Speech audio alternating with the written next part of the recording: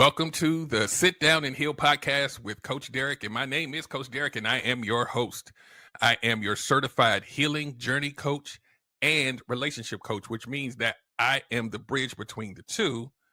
And it also means that it is my job as your coach to send you back outside after you get coached by me with more healing wrapped around you than trauma, because that trauma gets us to do some things that we don't want to do sometimes, right? So I want to welcome everybody that's here live. And for those of you who will watch it on the replay or on Spotify, Apple Podcasts, and all the places that you want to go, because it's everywhere, y'all. We're going to get that. I'll remind you at the end of the show. So tonight's show is called Unmasking the Inner Critic Survival Tactics, right? Sounds kind of weird, doesn't it? Survival tactics. My inner critic might be telling me something negative, but it ain't about survival. How is that possible? Like, what does that mean? We're going to talk about it. So make sure that you, that they used to say take copious notes, but guess what? You guys can replay to listen to it again. So you're good. So what we need to do tonight is I always try to define things for you so you at least know where we're going, and then I throw some sit down and heal flavor along the way. So let's talk about it. Or as my graduate, Coach Tanya says, let's get into it. So, unmasking the inner critic. The inner critic, what's that? It's that little voice you hear in your head. It's that thing that sometimes casts doubt. Sometimes it's that thing that you feel positive, but that voice is telling you something negative. It's telling you go left when you feel like you should go right. And sometimes we listen to it and we make decisions based off of it. A lot of us, all of our decisions are based. It's almost kind of like a review board, right? Like I'm making a decision, but let the inner critic decide which way I'm gonna go, and then we're gonna follow what they say. Right? It's almost like you're not even participating. Yes, I'm separating it into a separate entity. It's almost like you're not participating in the decision making because it's a part of your root programming. Listen to my words. It's a part of your root programming. We're going to get back to that because the roots aren't about today. The roots are about everything that happened before today. And we're not talking about last week or last month. We're talking about a long, long time ago. Right? So now that inner voice, it does its thing. We don't like it. Sometimes it steers us wrong. Sometimes we make judgments of things and we shouldn't have. Where does it come from? Right? Like, I know better, but why am I not doing better? Right? So we have to think about this. Inner critic, sometimes they call it self-talk, right? We talk to ourselves internally. We may not admit that to people, but we do. Because we have decisions to make, right? We experience life, we experience people, we experience challenges, we experience things that we go through personally, and we're continuously making decisions. But as I always talk to you guys about here, when I go live or if I'm in other forums, what part of you is making the decision? Is it a more self-aware and healed version of you? Or is it a traumatized version of you? And what helped create that inner critic? Was it your mama? Was it your daddy? Was it some caretaker of yours, a grandparent? Some life experience created a version of you that has an inner critic that steers you wrong every time. Right? And then once we know it exists, then we got to figure out why is it controlling us and we don't have control. Now, the inner critic isn't always bad. It just exists. It's that voice that has been created over time that steers us and guides us. And sometimes it guides us in a dysfunctional path. Sometimes it guides us in a positive path. The coaching, the healing that you would do with me is we unearth where it comes from, because once we unearth where it comes from, then we can create a path on how to manage it better. So we're going to do some definitions here and we're going to go down the journey. So remember, as we go through this, This is what I need for you to do. When I start defining things tonight, I want you to internally think about if you fit one of the things that I define. I'm saying it's very slow. I want you to, in real time, think about not the fact that, because what we do as humans, it'll be like, that's me. I want you to do that's me, but I need for you to do like part 1A. Part 1, yes, that's me. Part 2, I want you to take like 10 seconds to think about where in your life did this come from. So a lot of you guys are pretty astute. You'll be able to figure it out very quick. But you're going to say, that's me. And this is what I want you guys live to do in the comments. As I go through them, I want you to raise a hand or say, that's me. And then not in the comments, think about where it might have come from. And then 1B, am I in control of it? I know that's a lot. That's why the replay is going to be available. So let's do this, y'all. So I've done this on shows before, but it's never a bad time to do it again. So what I'm going to go through now are called cognitive distortions. Many years ago, I did a similar show, and it was called "My Mind is Playing Tricks on Me." Right? It's like the way that you process things is a little distorted. How you judge, how you react, what you do is distorted because that inner critic, that inner child is in there also. It's not just the adult you. So sometimes things get distorted because your path in your life may have had some trauma or some challenges or something that you were missing. And then it creates a narrative that creates how you decide things cognitively. This is the work, y'all. Once you have a greater understanding and awareness of yourself, then we can talk about how to heal, not just that you need to. So let's do this. It's not a short list. So I'm going to run through these and we'll see how many we can do. But I want you to hopefully try to identify some of these things, because if and when you decide to get help, right? Let's say you go through me. Let's say you go through therapy. You can say, I already kind of know this is over here. I get this part of myself. I need to work on that. So you almost come in with a little more information for the coach or the therapist to kind of chew on to make a decision on how they help you. So hopefully that makes sense. So let's do this. Cognitive distortions, and I'm absolutely going to read these, but I'm also going to put some flavor in it so you guys can understand how it impacts you in real life, right? So these are cognitive distortions, and it's just really what it is: cognitive, and then a distortion of reality. Listen to my words; it's a distortion of reality because your trauma is interlaced with your being. So the first one, and this is something. After this show, you can Google cognitive distortions and it'll tell you all the stuff, right? But since you're here with me now, you get it in real time. Let me make sure that I don't miss any comments or anything like that. And we about to go do this. So first one is called polarized thinking. This means you think in extremes. It's either good or bad, all or nothing, without considering a balanced perspective. So it's almost like tunnel vision. And let me tell you what this looks like in real life. People will make an assumption or a decision about something with no factual information. And whatever that thing is, good, bad, all or nothing, it becomes your truth because there's a distortion. You're seeing it through a fuzzy lens. All or nothing. So what that looks like is sometimes, let's say you're having a conflict or a disagreement with a partner, right? And they say, so you didn't, I love this. You didn't take the trash out.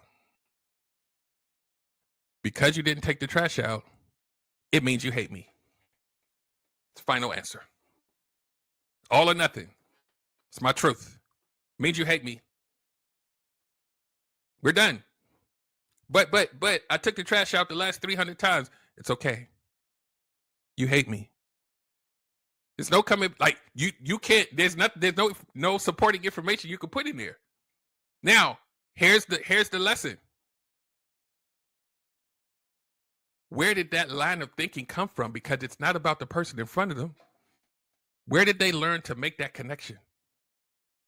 These are things we got to think about. I'm not going to speak amongst yourselves, right? But think about where that came from, because 0 to 100 real quick. Take it out the trash. Don't take it out means you hate me. And then they will create an environment where now they disconnect from you because they make an assumption that you hate them without anything to support it. And now we have real conflict happening over something that didn't have any logical base behind it. That's why these are called cognitive distortions. That inner voice. Think about this. And what I said earlier, the inner critic, the inner voice, the inner child is circumventing your logic. That's trauma. Okay, we're going to keep going. Wait, there's more. Oh, this one right here. Catastrophizing is very similar. It's to predict and assume a negative outcome for a future event based on little evidence, right? So it's similar. A future outcome. I already know this is going to happen. How you know that? I already know. And I know some of y'all are like psychic friends and y'all can predict the future, but I'm talking about like relate reality, right? You predict something negative in the future without even having anything to support it in the future, right?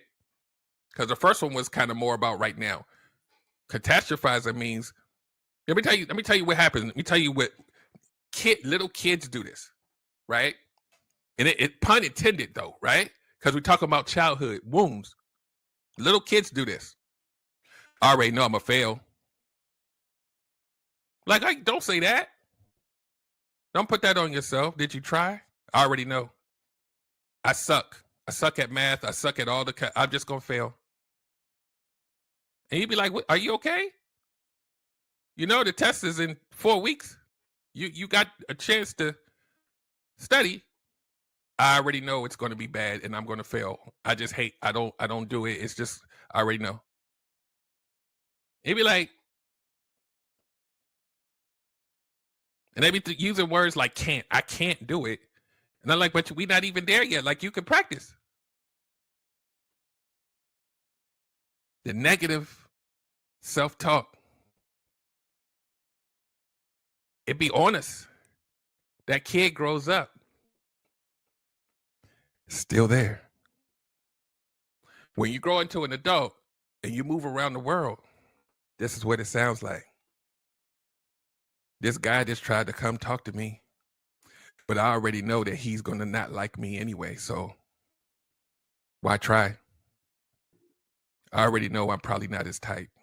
He asked for my number, but it's probably not going to work anyway. Ooh. Ooh.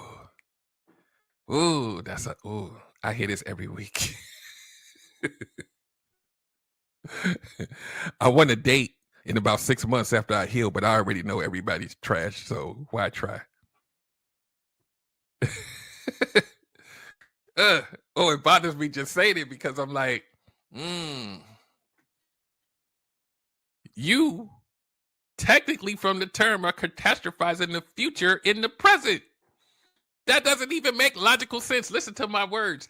It doesn't make logical sense because it's not logical. But why?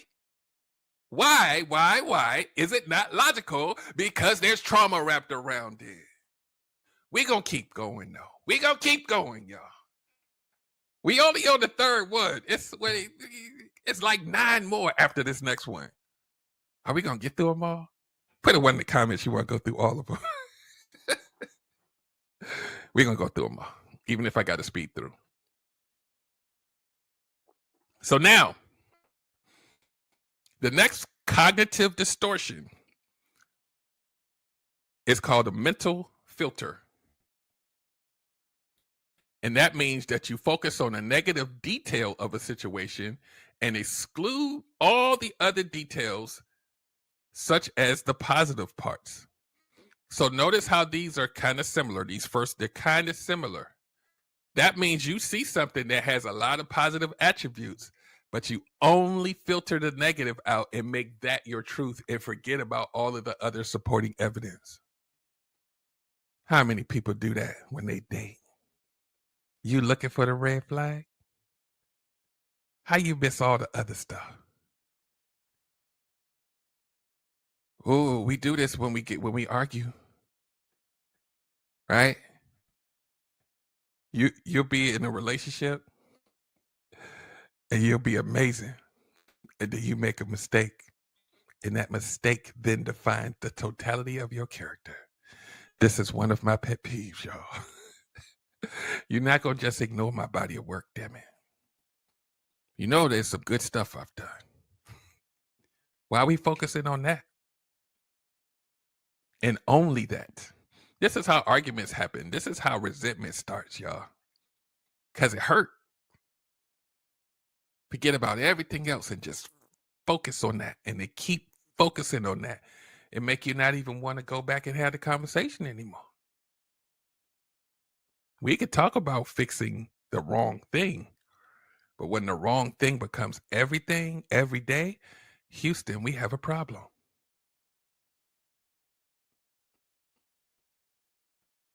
You go focus that I didn't take the trash out for the next 20 days.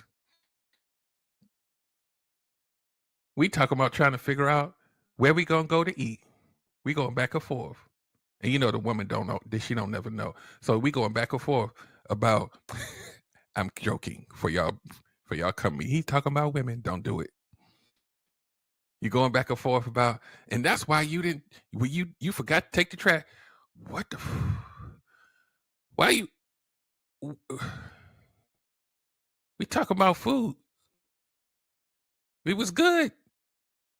Now we not. Y'all know what the hell I'm talking about. Let me breathe, y'all. Let's breathe together. There's more. Hold on, y'all can't see my hands. And if y'all on the audio, y'all definitely not gonna see my hands. But they were up in the air, y'all, just for the people listening on the audio. It was in the kind of a woosah meditative for those of y'all who will only hear the audio. You know why I'm going through this so slow? Because I've experienced these before. Whether it was me or the other person, I think I've seen them all. And most of y'all have too. We ain't young. We done seen some things. The next one is called overgeneralization. And that means to assume that future experiences or situations will have the same outcome based on one or a few events. The dating pool has P in it. Your overgeneralization based on a couple of damn relationships, a couple of damn dates. All of the people in the dating pool must be trash. Y'all know I talk about this all the time. You don't even have enough information to create a statistic, but you just painted a whole gender overnight.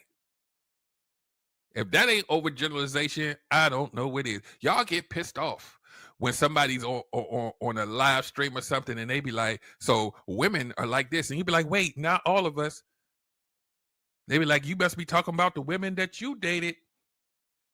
That overgeneralization, imagine this is your life in your relationship and your partner's always doing this. And y'all know one of my triggers is absolute words. So it's like, oh, I'm gonna trigger myself. It's like you forgot to take the trash out 2 times in 6 months, and then he'd be like, see, you always gonna forget. Let's breathe. Let me breathe. You always gonna forget. How you know? Because you forgot those 2 times. That's why.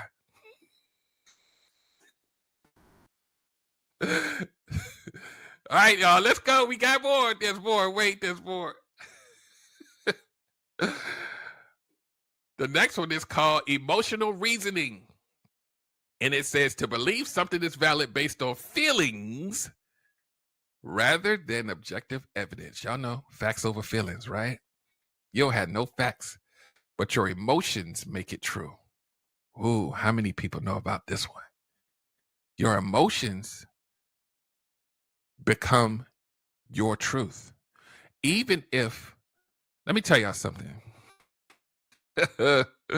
Oh, the downloads are coming. Ladies and gentlemen who've never been on my show, when I say the downloads, that means I'm having like an epiphany in real time. Y'all know that there are like, and it could be adults too, where that kid will feel like they didn't do anything wrong.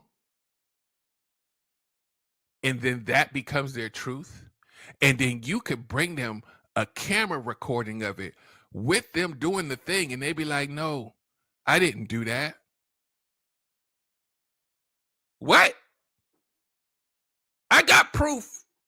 Y'all ever had proof? Y'all ever had proof? Wait. Y'all ever had proof? And the person was like, I don't know what you're talking about. I wouldn't do that. I got proof. Ladies, y'all ever had proof? And they was looking at you like, I don't know. I did that. I don't feel like I would be that type. Like, you know my character. I'm really not like that. Not me.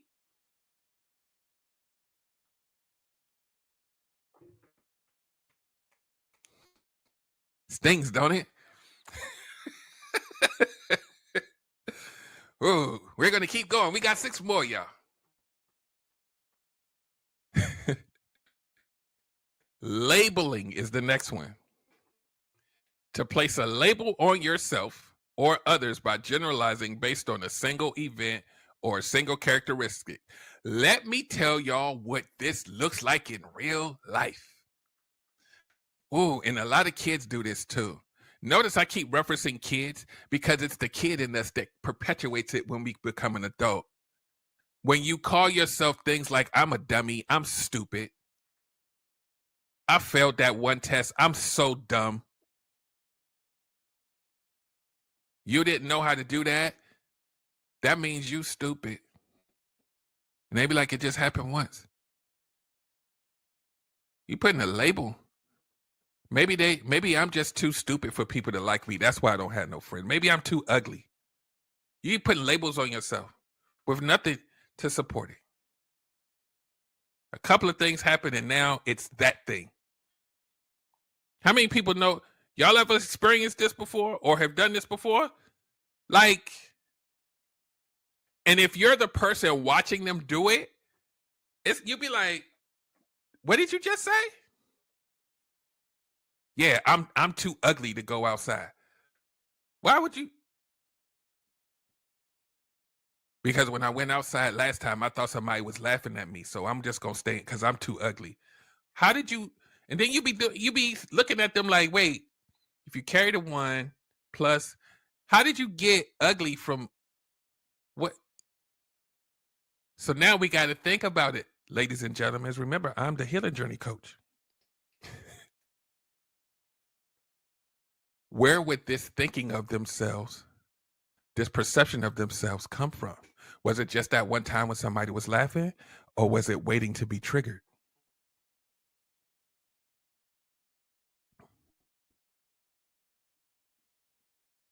Was it something lying dormant that you felt about yourself that it took that thing to trigger it? Because the math doesn't math. Remember, it's not going to, none of this is going to make logical sense. Because I have met so many people in my lives lives, I only have one, that have done this, too many to count, where they're like, I already know I'm too ugly to go over there anyway. So,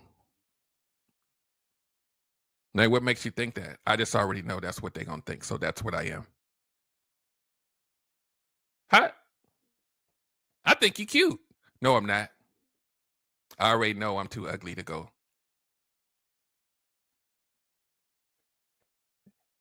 20 people just said you look adorable. They lying. I'm ugly. It comes from a place. This is the work. Or you will stifle your ability to experience this life in the way that you are designed to experience. You're going to miss out on a lot.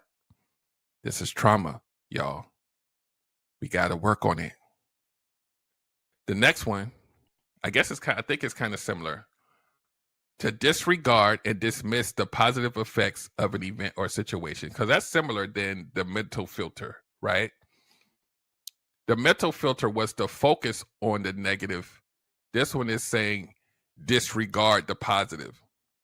So I guess it's a little different because we're not focusing on the negative, but we're doing something the opposite. We're disregarding the positive, so the negative is the only thing left. So it's not necessarily focuses on the negative, it's dismissing the positive, right? So it's similar but not the same, right? Y'all ever met somebody when you go out with them, they always just can't see anything positive about anything? Let me tell y'all something.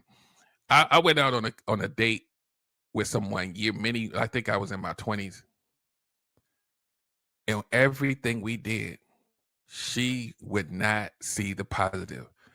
She would always discount anything positive about where we went. The waiter's bad, the food's bad, everything bad. I can't find nothing on the menu. We should go somewhere else. Can we just, oh my God, I don't like this car. Oh, why did you get the, whew. Okay, here's the positives you got from A to B. You was able to get some food. No, I don't like it. It's, I don't want any, And I said, you gonna always be like this? With everything? Where does it come from, y'all? Why everything you gotta find a fault in everything. Some of y'all do this when y'all dating. Now, let's not forget the title of this show. Ooh. Unmasking the Inner Critic Survival Tactics. So these are trauma responses, guys. Because your inner child is trying to survive. So it has to project these things in order for it to feel safe. Where does it come from? Remember at the beginning of the show, I said, you're probably going to fit one of these or know someone who fits these. Where could it have possibly come from? That's your homework to do for yourself, right? Go on Google, look up cognitive distortions and see if you fit. And then when you don't know where it comes from or you do, then there's work. And when when you realize that you need to do the work, that's when you contact me and I help you with the how, right? This next one is called should statements.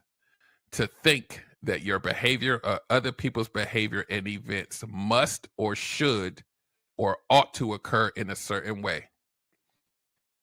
Ooh, these people, they need to be right. You should do it this way. And if you don't, I'm going to be upset that you didn't do it the way that I asked. You hear me? When I breathe like that, that means I'm being triggered.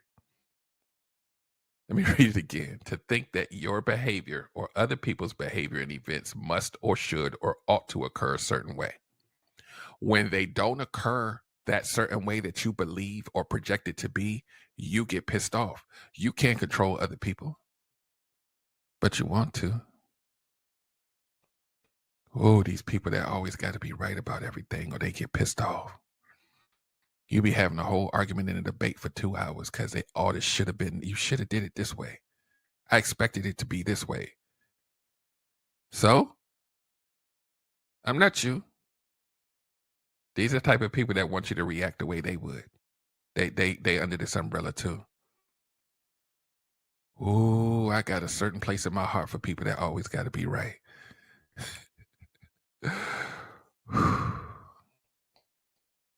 And it doesn't mean that any of these people are evil.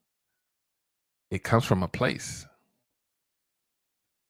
It's a myriad of experiences, and a lot of times childhood wounds, trauma, relationship stuff, family stuff. It creates a version of you that has to do this for what? Survival. Because if my mind can't make sense of it, even if it's fuzzy or flawed or traumatic, I have to make sense of it so that I can process.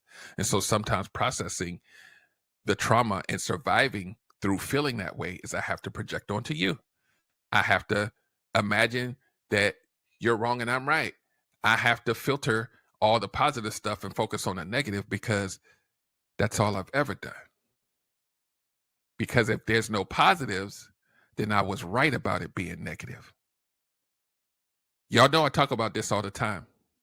When you go out, and I always relate it to dating because in relationships, because I'm a relationship coach too, right? So it's just baked in, right? Healing relationship, childhood relationship, all of this stuff kind of fits together, right?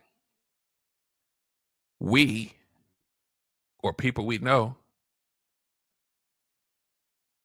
they can't find anything right about every person.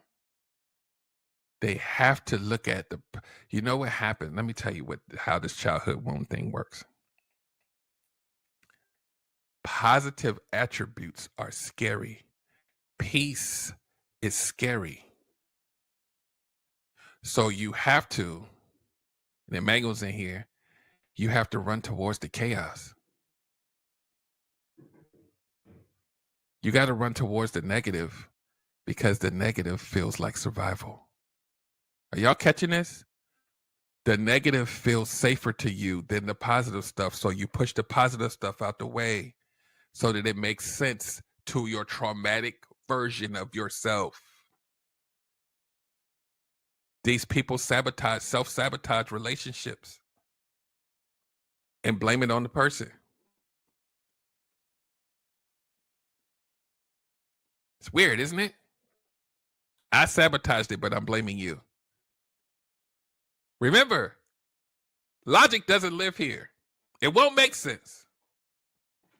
Oh, but it does. Because once you put in the childhood trauma, it makes sense that you would act this way. And this is what I do as a coach, is we parse these things out and then we can trace it back to where it came from so we can work on fixing the you now. Because you will always time travel when you deal with these cognitive distortions. It's going to feel like that childhood thing is happening right now. Maybe they don't like me. Maybe because you always had that. Some of y'all, when y'all were little, y'all was told y'all was ugly. It makes you view the world differently, doesn't it?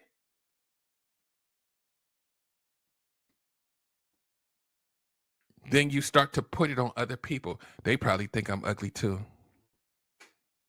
I know for a fact that they do. You ain't never met them. Oh, I know, and I know you guys have too, because we've been on this earth a little.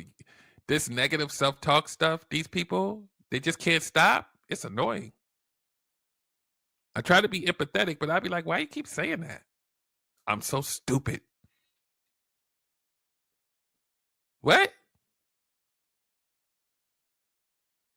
We gotta work on this, guys. No judgment here. This is a safe space, but we gotta work on this. It's inside you deep. We gotta work on it. All right, we got 3 more, y'all. The next one is called personalization.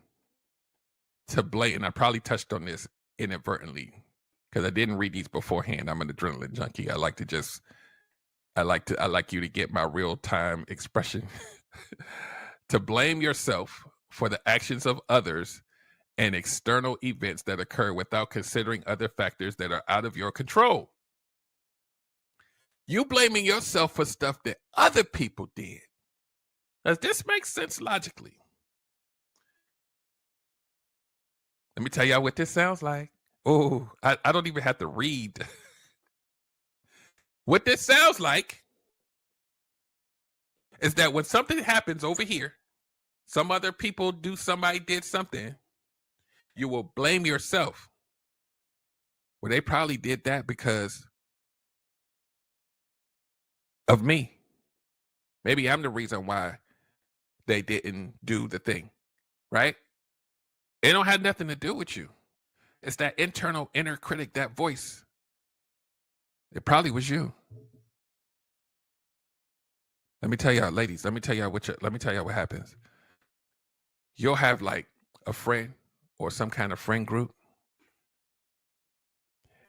They go out, but they didn't contact you. And then you see the pictures online. And then here comes the inner critic. It's swimming, it's swarming around. It's swirling. They probably didn't call me because they think I'm dumb.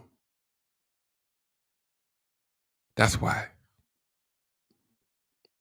They probably didn't call me because I'm not pretty enough to go with them.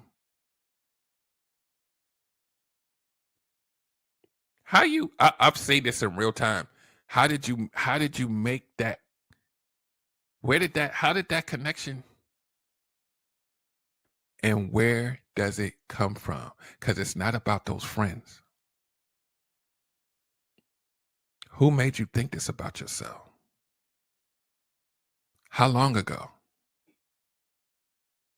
Because that's not about them friends. It's too visceral of a reaction for it to just to be about that one time that they didn't call you.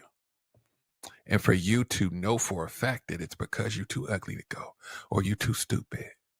They probably think I'm dumb. That's why. It's hard to hear. But now that we have a lot more information, we realize that it's probably a wound in there somewhere that's making them do this. Because now let's play this out. Let's pretend you're this person that thought you were dumb or thought you were stupid or thought that the reason why they didn't call you was whatever. Imagine that person, how they show up when they're dating someone. Do you think that this type of person is going to probably always get played? You think this person is probably always going to end up with somebody that's going to undermine who they are, make them shrink? Do you think that this person is going to have an overt need for validation that they are pretty? When they meet someone they date, that person is going to have to always reaffirm them all the time, or then they will then sink back into that hole. You have to find someone that's willing to do that for you.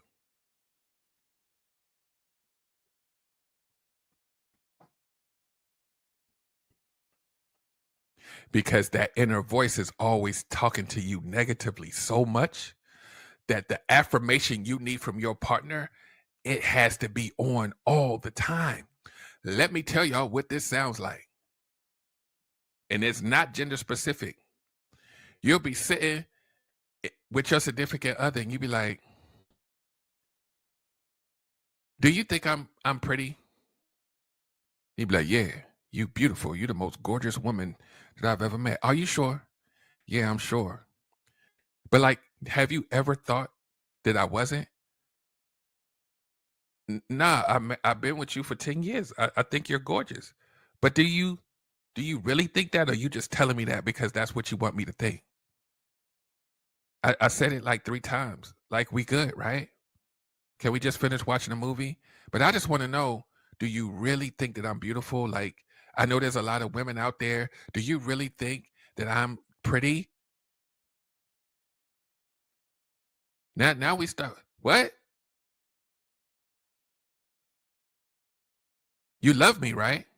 Yeah, I love you. I married you. I tell you every day. But do you really love me? Like, do you think I'm good enough?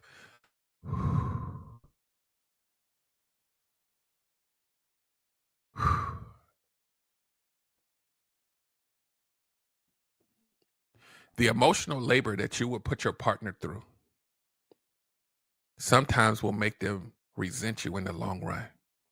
It's a lot of work to reaffirm and give reassurance to someone that's that anxious, that has that much trauma.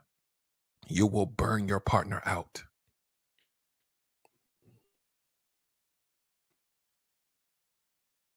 Yeah, I'm silent for a reason. That's for us to think like,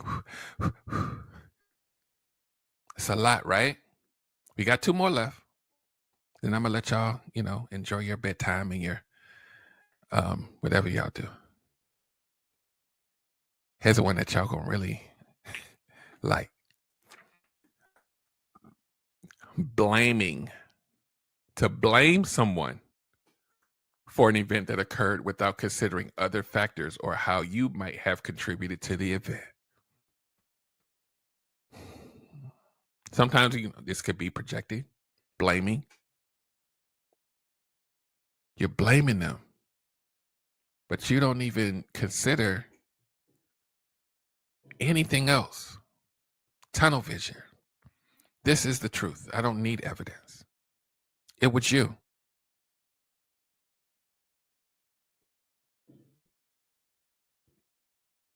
Right? It's your fault. Why you say it's my fault? I just know that it is. How do you? I just know.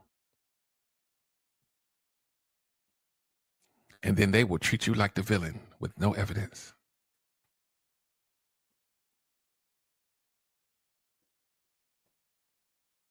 So imagine the other person that's getting blamed, the torment they have to go through. And let me tell you something. When you blame a people pleaser, they won't rest until they over tell you why they're not to blame. They will talk to you for 10 days straight to clear their name on something that has nothing to do with them. And you will sit back and enjoy it because you have your own trauma. It's exhausting. It's like you on trial for a crime that you didn't commit, but now you got to prove that you're not. It's exhausting. It's debilitating. And then imagine, let's go slightly deeper. Imagine the person who's being blamed falsely and them going through proving their innocence. They've exhausted everything. Once you get back to equilibrium, once you get back to calm, how do you think that person's going to see the relationship now? How are they going to see you? How are they going to react to you, interact with you, engage with you, think about you? But see, if it's an empath, if it's a people pleaser, you ain't gonna never know. They're gonna pretend like it's okay. And you're gonna do it again to them. And they're gonna take it again. It erodes a human being from the inside. You don't even know who you're gonna get. And you know what happens sometimes is somewhere down the line, that pressure cooker gonna pop. That person just gonna go off, and you be like, "What the hell? Why are they so angry?" I might be on a tangent, y'all. I don't know. The downloads keep coming though. Let's do this last one so we can get y'all out of here. Unfair comparisons. To compare your achievements with others or with standards that are unrealistic without considering that every person is unique. People do this on social media every day. You will put on yourself that you're not good enough when you compare yourself to somebody else's accomplishments and make it your truth. And you will drive yourself nuts. You will drive yourself insane when you have an unlimited amount of people to compare yourself to. See, back in the olden days, you might have had some people in your neighborhood, maybe your classroom, maybe somebody in your family, but now you got access to social media. That brain gonna explode one day. It's a lot. You can go on there every day and find somebody that's doing better than you.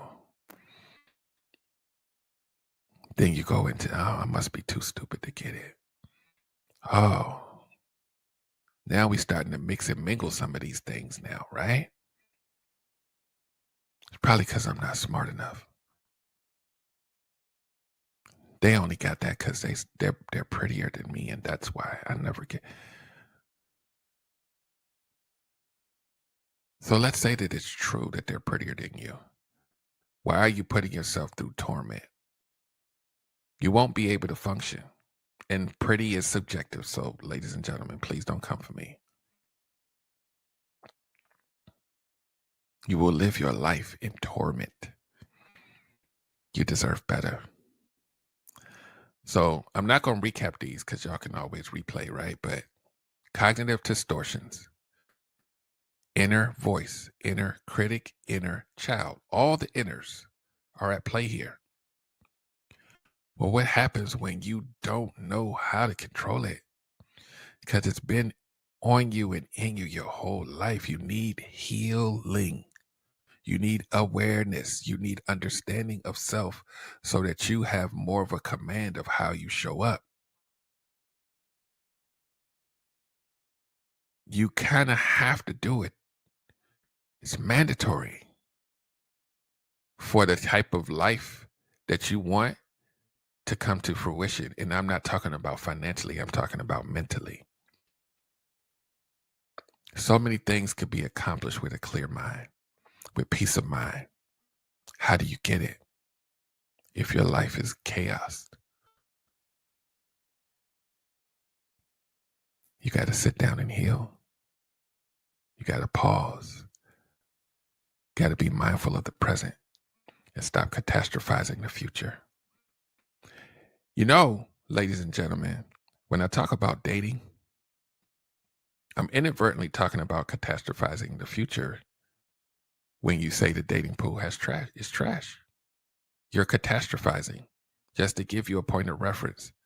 That's why I always tell y'all don't say that, because when you predict the future for yourself, you will live in that existence, in that, in the sci-fi fans, that timeline.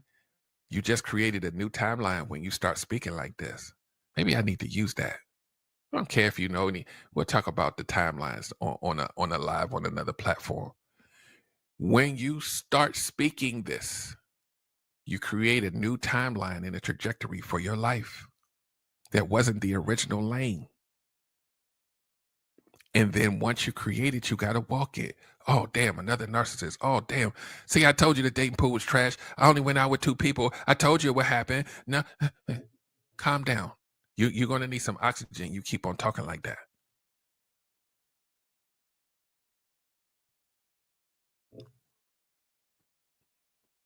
Stop saying it, because it's going to create a future that you perpetuate yourself.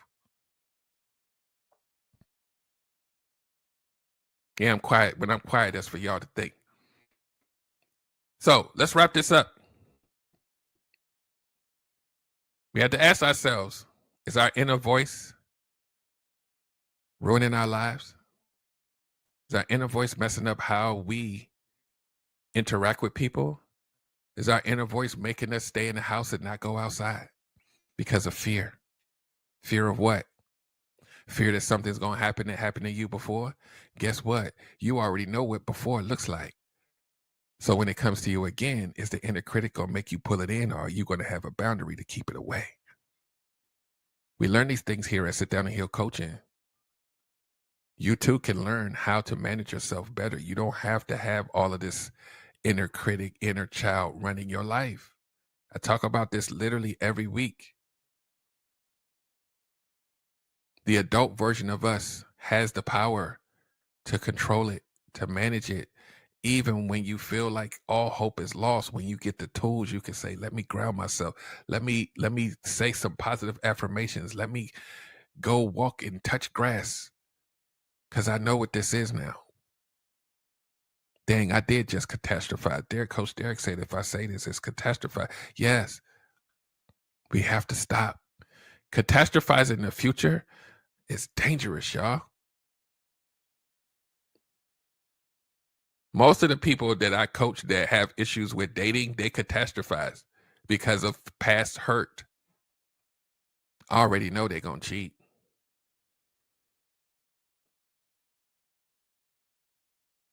You still with him though, right? Yeah, but he's a man and they all do it. So one day it's going to happen. So if that's true, why are you there? I just, I don't want to be by myself. You hear all the trauma talk? I need for y'all to earmark this real quick because I'm going to land this plane. Did you just hear all the trauma talk? All the people that you dislike in a dating pool, they hear it too. Oh my God, he played me. Yeah, he did. Listen to what you just said online.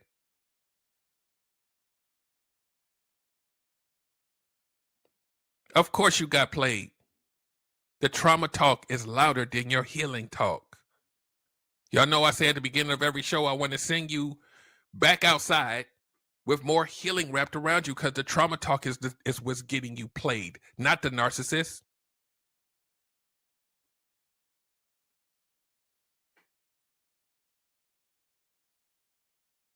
They don't need to play you when your trauma is speaking for you.